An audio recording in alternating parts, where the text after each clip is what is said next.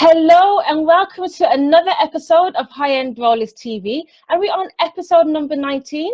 So I'm so excited to be having with us today Jody Raynsford.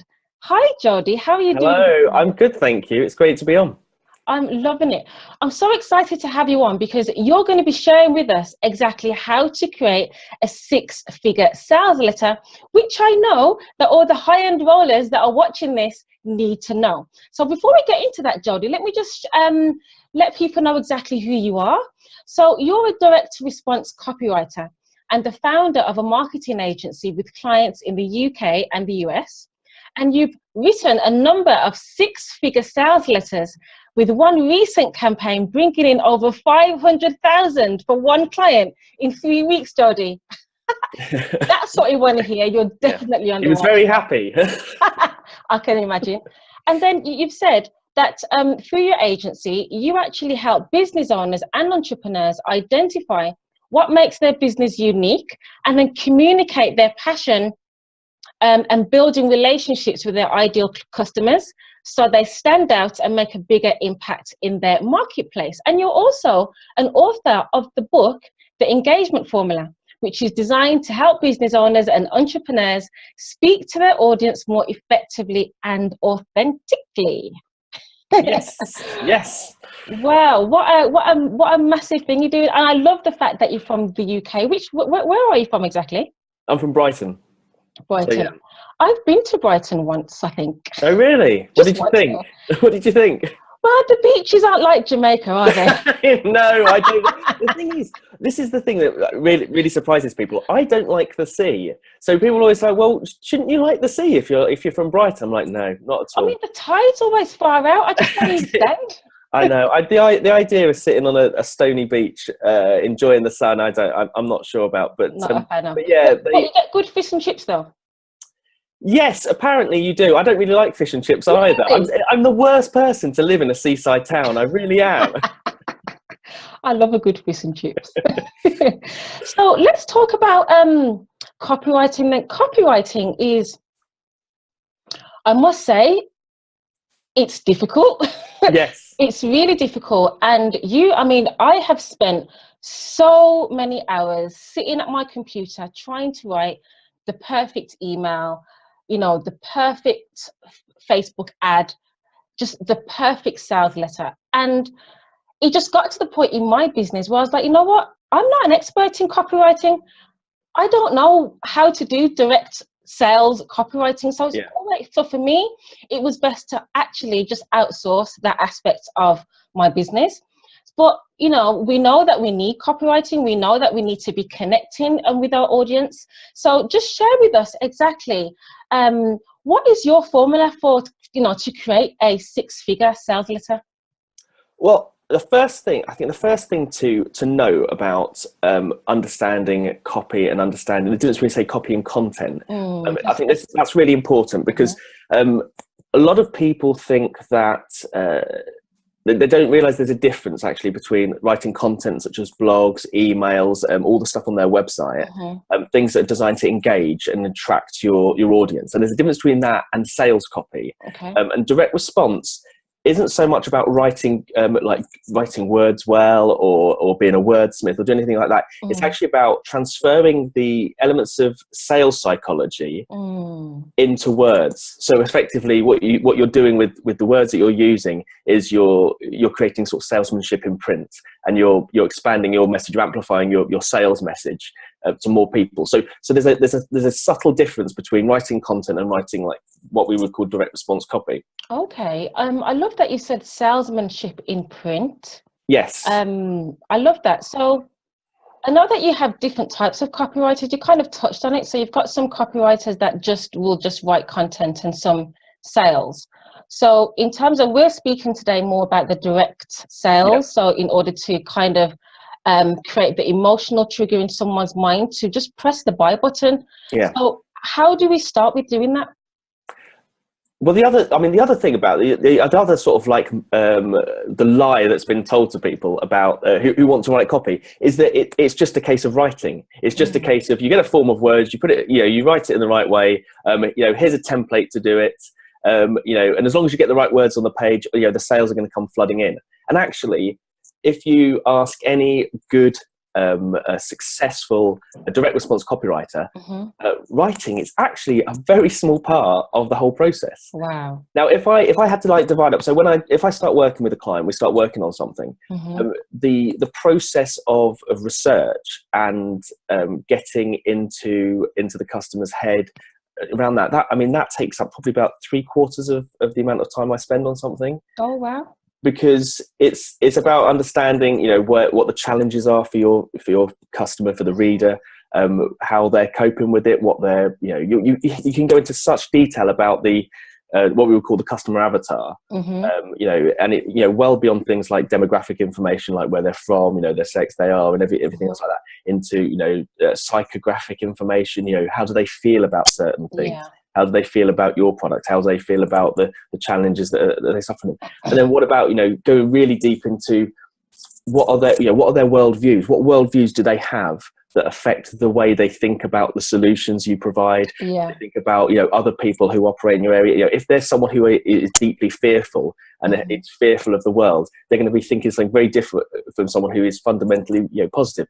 And so this whole process of really sort of crafting and understanding the customer before we even think about the product is really what defines the difference between writing, you know, good copy. Because essentially I mean, in one way, writing great sales copy is really easy, because if you do enough research, if you really understand your audience, if you can almost lift phrases that you hear them using or see them using, you can use that back in your sales copy, because that's the way that they're expressing the you know, the challenge that they have. If you can tap into this, there was a copywriter called Robert Collier who used the phrase joining the conversation already going on in their head. And if you can do that, if you can like build empathy and understand how you do that, that is basically the first step to really engage in them, gaining their attention, winning their trust, and building up that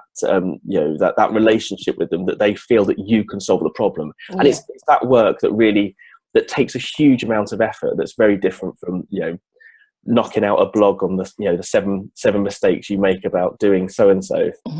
That's the main difference. So would you say then, because there are so many copywriting courses out there that give you templates, so they give you email templates, and then literally you just fill in the blanks, or sales page templates where you fill in the blank. Do you find that those actually work? No. No, not at all. No. I mean, I'm sure you've tried them as well. I've tried them as well. I've tried them. The thing is, what you have a relationship. You have a relationship with your audience, with your list, with your customer, and it goes to it. You know, what you write has to appeal to them, and your relationship with your audience may be different from the relationship the person who wrote that template had with their audience. And so, templated stuff, while being quite, you know, it can be a useful framework, but actually, it's it's likely that it's not going to work with your audience, because, you know, they have different needs, different things that they're thinking about. They have different challenges, and, you know, there's so many nuances within that, and it's up to you as a you know, who wants to sell something to them, to find out as much as you possibly can about them, and that's really where you get the, you know, the big breakthrough stuff. What I do think is possible, rather than say a template, is to have like a series of steps that you need, like every sort of sales transaction, whether it's copy, whether, you know, you're selling face to face, goes through a number of steps. And it's those steps that you always need to be in place. So, for example, you know, rather than have a template say, "Oh, write this next," it makes sense that, right, first you have to gain their attention. That's the single most important step. You know, if you don't gain their attention straight up, if they don't read what you're going to say or hear what you want to say, nothing happens. Nothing's ever going to happen. So there's certain steps you have to go through, and so, you know, I've developed what I call as a 9-step system, and you know, the first of those steps are, you know, gaining attention, establishing authority, and then, you know, building up things like empathy and know, like, and trust. And you go sequentially through those steps till, you know, you eventually, you know, end up with having everything in place so you can eventually ask for the sale. But all those things need to be in place in order in order to get that sale. Okay. So would you be able to share with us your 9 steps? Yes, I can. So the first step, the first step is attention, which we talked about. And, you normally gain someone's attention by, the best way to get someone's attention is to shout their name. So if you don't know their name, then what is the best way of doing it? Well, it's being able to really understand, what's going to make them turn their head, what's going to stop them dead in their tracks. And would that be sort of like a headline? Well, it will be. Yeah, it will be a headline. It doesn't have to be a headline though. Okay. But it generally will be a headline or a subject header or an introduction to something. If you're starting a pitch to someone, or if you're having a sales conversation, and it's something that draws them in. And it normally has to be something emotional as well. We respond to. Everyone forgets that we are human beings, and as much as we think we're logical and rational, and we like to come up with things, we make all of our decisions. Yeah, we buy based on emotion. We buy based on how we feel. Absolutely, and that's really important. So with that attention, with that first attention. What type of words would you use to kind of trigger that attention or that emotion? Well, it'll be every market, every audience has a number of issues that they're dealing with. So it might be, for example, in the internet marketing world, it's all about making money, but it's also about making money without making any effort. Yes. So anything which triggers those two elements, and in every market there will have these hot words, almost like these hot points that you need to find. So one of the key things you do as part of the research process is find out what are the words that your audience responds to. What is it they're really looking for? Do they want more leads in less time? Do they want happiness without any without having to take any time doing it? There's always a sort of a sell-off, and it's always about calling them out to really what is the big problem that's going on with them right at that second. And once you've captured them with that headline, you've effectively, you need to get them to read the next line or to carry on. Yeah. Okay. That's step 1, attention. And 2? So the second one is credibility. So you're establishing your authority, you're establishing your credibility. And this is easy if you're selling face-to-face. Relatively easy. I'll say it's easy selling face-to-face. I've never had to sell face-to-face, so I don't know. But this is a relatively easy, because this is done with handshakes. You can look into someone's eyes. You can you're face-to-face with them. There's a lot of non-verbal things you can do to get someone at ease with it. And establish basically through this you're trying to establish know, like, and trust. Problem is, if you're selling from distance, if you're selling online or through a sales letter, you don't have any of those things. So someone's coming to it completely fresh. So you need to find other ways to establish that know, like, and trust. And this is the things like using establishing yourself as an authority by using your qualifications. You've got introducing yourself, getting people to really know who you are. Why should they listen to you? Why should they listen to you right now? And how is it that you can possibly help me? And part of the trust element is maybe showing that you've been through a similar situation yourself. That if, for example, if you're selling coaching services, I've been a coach for 20 years. Things like the one thing that really surprises me every time I write something for someone is how much they assume the person reading it knows about them. They assume all these things, and it's the biggest thing. You can never assume anything, so you need to constantly repeat who you are, why you're important to them, why it is that you can help them, and the credentials. And then the final element of that is understanding that building that trust requires you to sometimes give something. And that means it might be giving a little bit of value in terms of establishing that you have an insight that they may want to hear more about. So it might be giving them some information, providing something that they're looking for up front without there being any transaction. So that's where you sort of establish your authority and your credibility. I love that you talked about establishing your authority there, because I find with so many entrepreneurs, they're so scared to tell people who they are. They really get nervous about that. But the thing about it is, if no one knows who you are, they're not going to buy from you. No, there was a brilliant thing, No? and I've always thought about, because I was always very nervous about, you know, telling my achievements and what I've done for people, because, you know, because we're British and we don't do that kind of thing. True, The very problem true. is, And we don't talk about money, do we? no, exactly. But you go, you know, the thing is, I'm competing against Americans, and they love talking about how much money they've made and what they're doing. So I had to. And I heard something that John Carlton, another copywriter, who I learned a lot of stuff off, and I went through his course.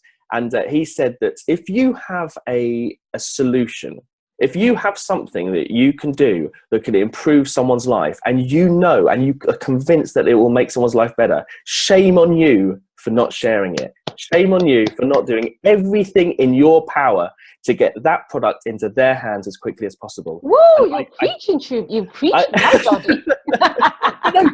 And that's it. I think that, and I think that in my head when it comes to that you absolutely have to do everything possible, and that's about, you know, talking about you need to get your product into their hands and establishing your authority, and not, you know, being like, you know, backward at coming forwards is really important to do that. It's really important when you've got this in, you know, when you're writing it down, and, you know, you've got it in print, because, you know, people switch off if it's not about them. This is the, you know, you're talking about yourself for a brief amount of time, so that all they're thinking is, what's in it for me? That's right. You know, how is your experience relevant to me? That's right. And that's how you need to frame it. You need to frame it in the sense of, like, you know, you need this, and I'm the expert at this. And so you're building up that level of authority, and you're piquing their interest as this goes on. Brilliant. I love that. Love it. Yeah. And so after that, there's a various stages. So, like, the third stage is about building empathy. And so we've sort of already going into this, but you know, when you have a conversation with someone, and it's almost as though they instinctively know what your problems are, and they sit down and they go, oh, you know, you're feeling this way, you've tried it this way, you know, it didn't work this way, you know, we've all done it this way, and you're thinking, yes, you seem to have, like, got into my head, yes. And that's what the empathy is about, and it's really about understanding the position they're coming from, and all this comes out through the research that you've done. And if you don't capture that, manage to establish that empathy, they're not going to buy from you. It's as simple as that. And stories are a really good way to use this. You know, if you've had a personal transformation yourself, or if you've you know, if you've helped other people, telling their stories at this stage is really important. People forget to do this. People forget. We're hardwired as humans to respond to stories. You know, stories were carried down for years and years and years. That was the method that our knowledge was passed on. People couldn't write. And so our brains are used to it. And so by telling stories, it imparts that information in a much more powerful way. And it's a really great way to build empathy as well. You love that. Brilliant. And then the next step, the fourth point. So all of those steps up to that stage, you're established. You know, you haven't really, you know, you've talked about yourself in the sense you've established authority, but you're still, you know, it's all the focus is on the customer, all the focus is on your audience, and, you know, and what it is that you know, that you understand them. And so you're now transitioning into thinking about what it is that I'm going to help give you to basically allow you to, you know, to solve the problem that you've got.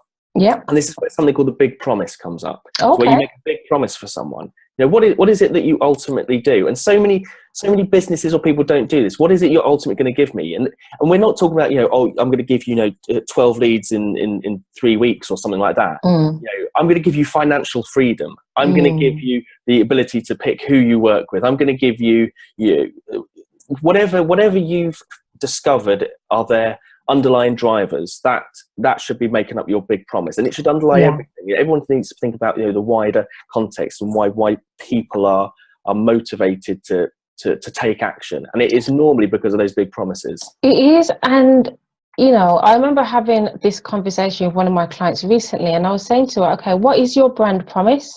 When someone comes into contact with you and books a call to speak to you, you know, when they look at your website and when they see you online, what are they going to know about you? What is the big promise? What is your brand promise? You know, and then she was like, oh, well, I can't promise it because I don't know if they're going to be able to get the result.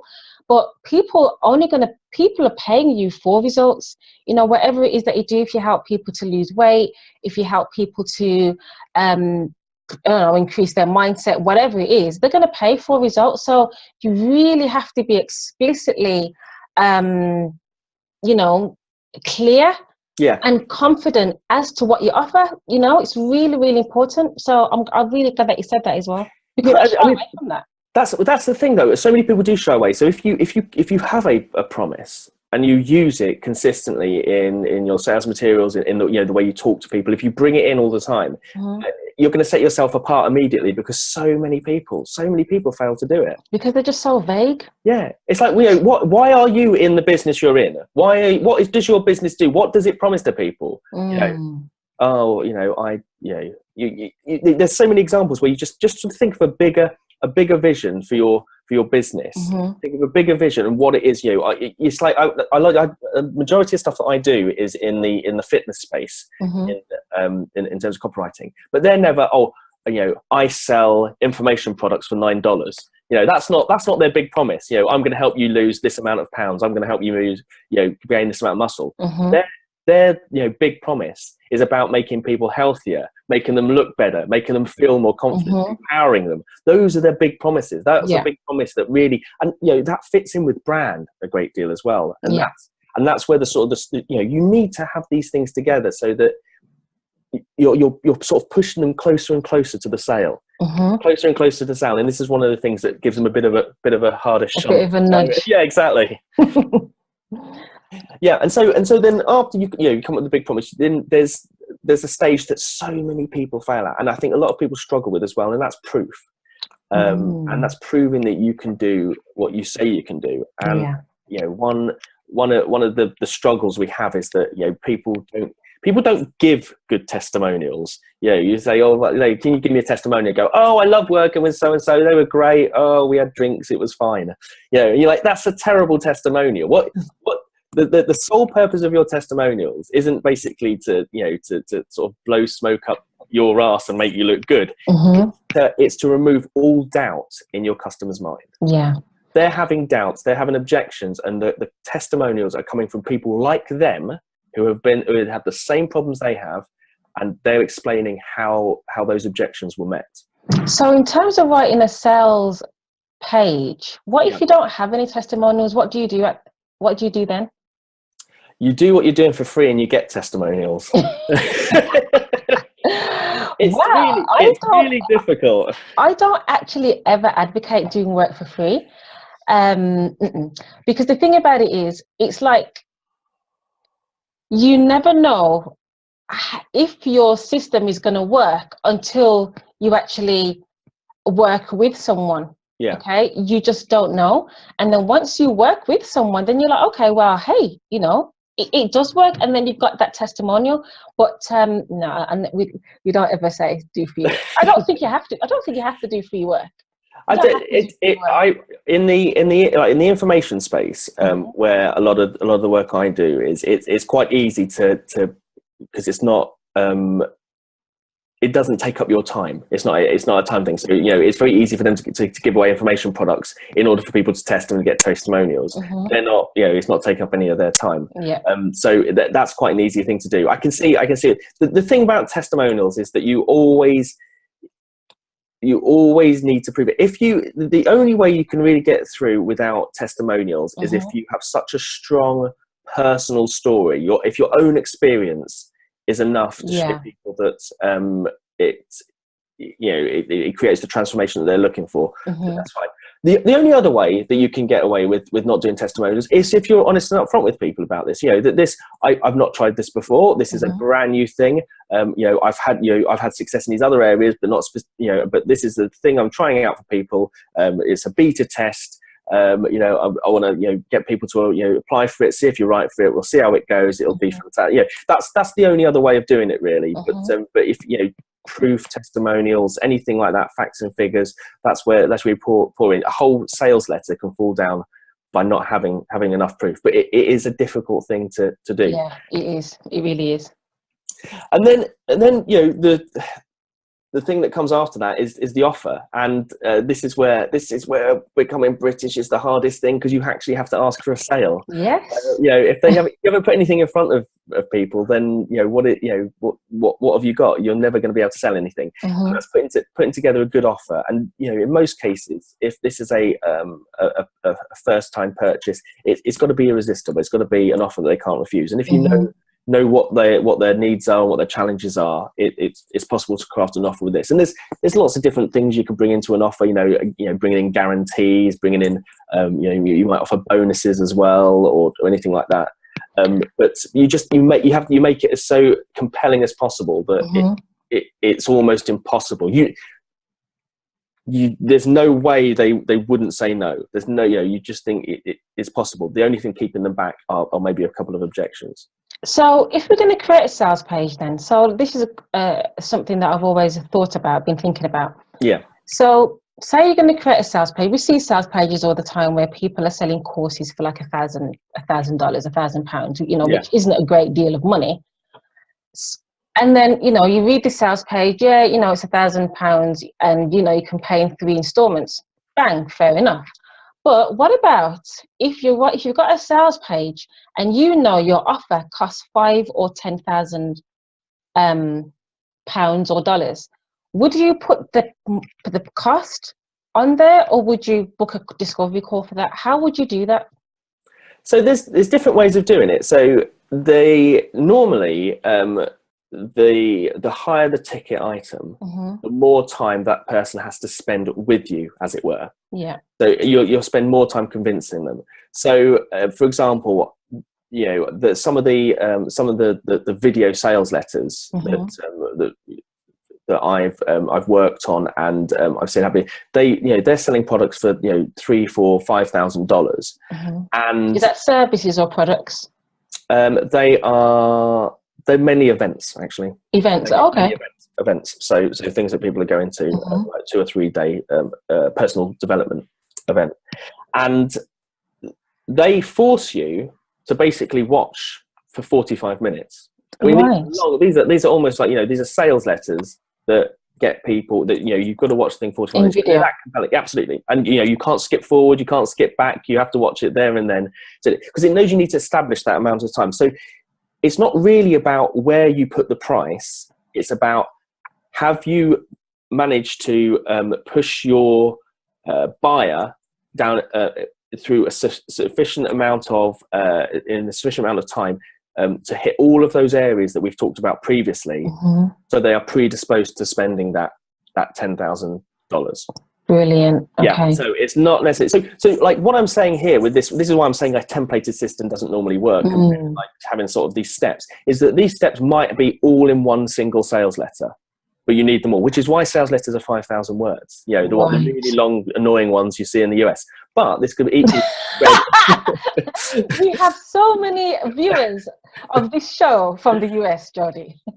No, well, but they're only annoying. But a lot of people complain about them, but really, they forget that they're mainly for an audience that's cold. So and you have to warm up that audience and bond them to you in a certain, in one. You've got one shot to do it. So that's why a sales letter is 5,000 words.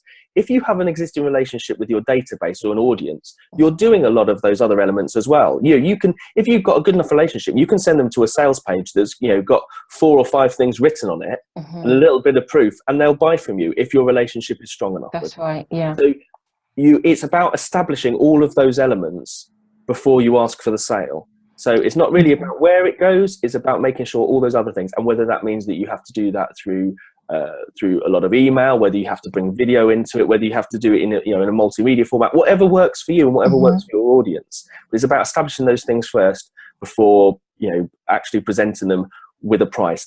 You should never present them with a price unless they're sold. Right. And so that might with the VSL then. What's the call to action on the VSL? Is it to book a call, a discovery call, or is it to buy? It's a straight out sale. It's a straight out sale. Oh, right. Okay. Yeah, with some of those, but the thing is, these are being run by people. These are big names who are running these. So they've already built up a lot of. So what if you're not a big name? What's the best? So you still, so yeah, so the thing is, you know, the discovery call process is helping you crystallize what it is. So like if like the other steps really, so after the offer, the other steps are like handling objections, urgency, and then finally closing. And so, you know, when you think about those three things, everyone wants what you're offering. Yeah. If you've hit it right, everyone wants your offer. You know, you've provided, if you're offering something for $10,000, they want it.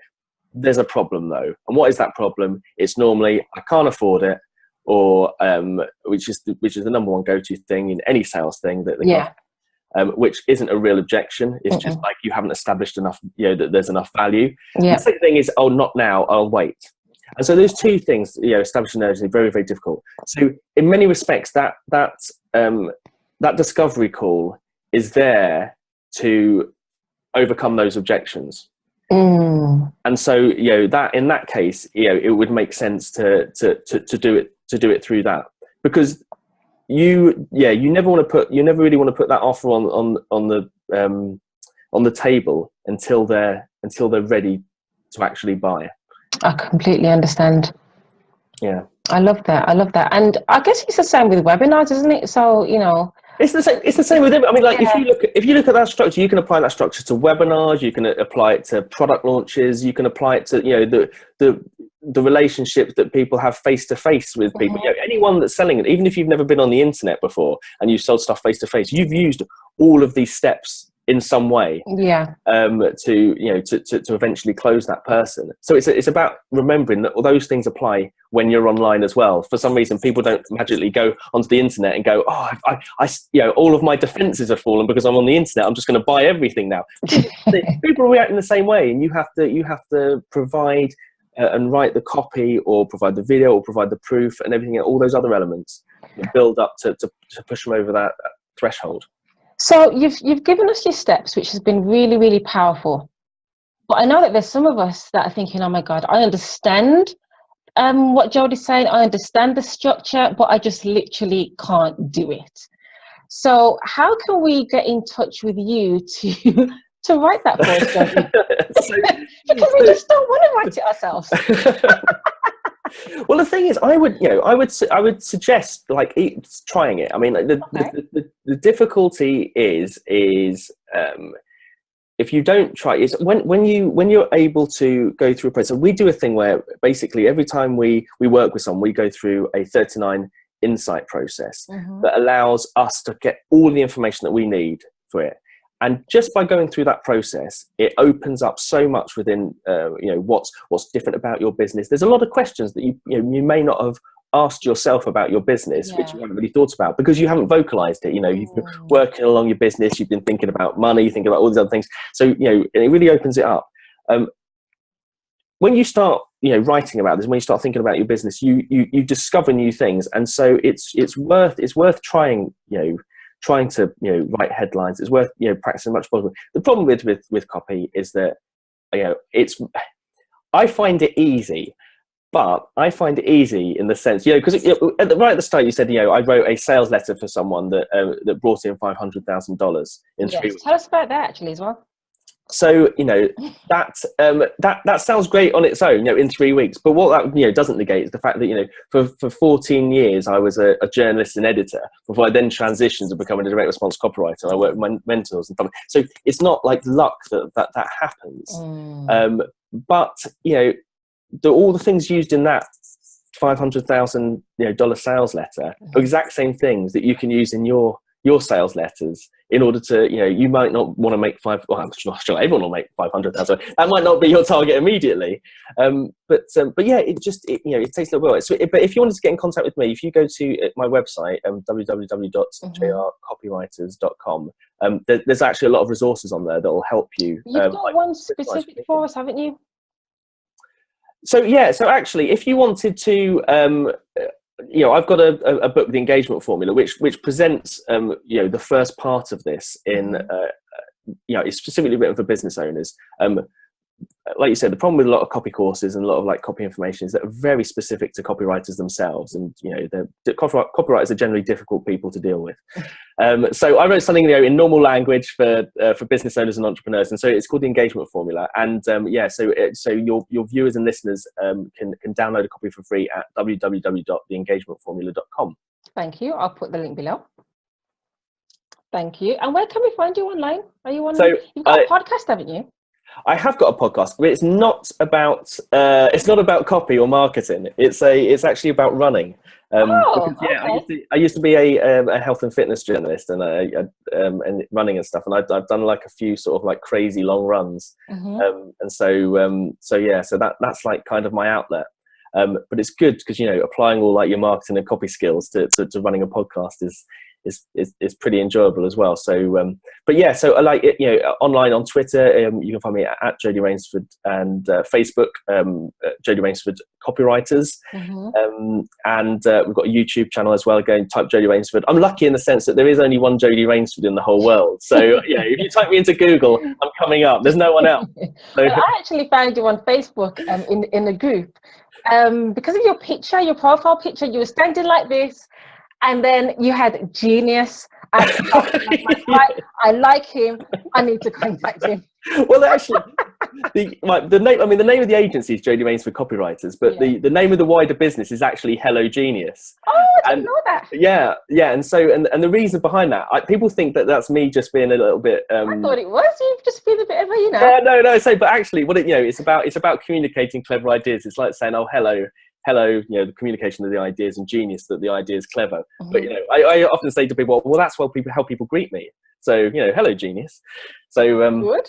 So yeah, so it's become a bit of a joke now. So every time I see like the word genius or someone mention genius, I've always got a picture of me next to it. It's supposed to be tongue in cheek, It's good. I mean, that's how I was attracted to you, and that's brilliant. Well, I've just got one last question to ask you then. Go on, Jody, and the question is, are you ready to roll? Yes. Don't be nervous. Now, this is where I'm literally going to ask you a few questions very quickly, and I want you to just give me quick answers straight back. Okay. So, what's your favourite book? My favourite book, well, the one that I go to most often is Confessions of an Advertising Man by David Ogilvy. Nice one. Okay. And what's your major weakness? Getting distracted. Strengths? My major strength is problem solving. Okay. What is the one thing that you couldn't do without in your business? That's a difficult one. Either my email marketing software, because my email it drives my business, or deadlines. I don't know if that counts, but deadlines. I like that. I've never heard that one before. I love that. I'd never do anything if it wasn't for a deadline. Do you have a particular type of ethos or mantra that you live by? I always think it's important to keep things simple. Keep things simple. Really, everything, you can get overwhelmed by stuff, but stepping back, looking at it again, and that's the same with copy, with business, with relationships, everything. And just the last question then, Jody. What is the one thing that you disagree with that a lot of people agree with? So for instance, I don't believe that you need to pay for fancy, expensive photo shoots in order to sell high ticket services of 5,000 plus. Yeah. Oh, that's a good one, isn't it?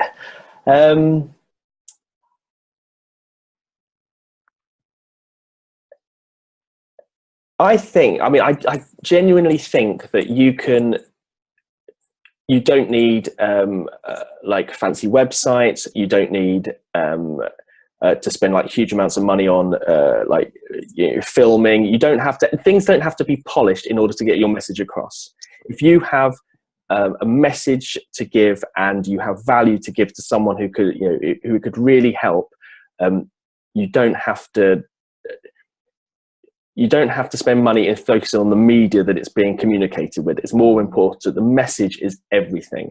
And you know, so much of this world is about, you know, dressing things up and making it look as wonderful as possible. But actually presenting something, you know, authentically, and in a way that really resonates with your reader is the most important thing. I love that. Thank you so much, Jody, for today. Thank you, Petra. It's been great to be on. It's just been brilliant. So you want to connect with Jody, okay? Because he's genius. So, I said so. I'm going to put all of your links below, and be sure to, you know, follow him on Twitter. His emails are really, really good as well. So you want to definitely make sure you click that link to get this ebook. And we will see you in the next episode. And don't forget to give us a thumbs up and subscribe to our channel. And also make a comment below. Don't be shy. Comment. Okay. Bye-bye.